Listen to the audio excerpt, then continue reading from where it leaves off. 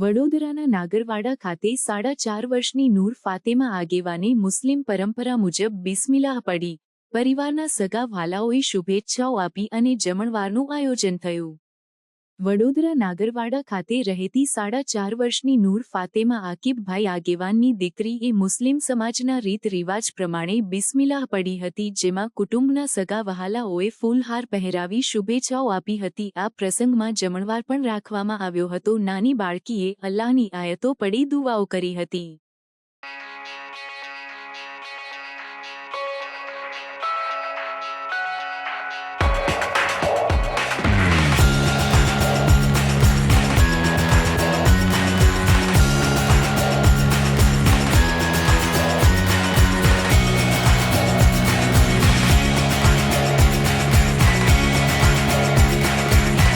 સમાચારોની અવનવી અપડેટ્સ માટે જોતા રહો સેક્યુલર ગુજરાત ન્યૂઝ.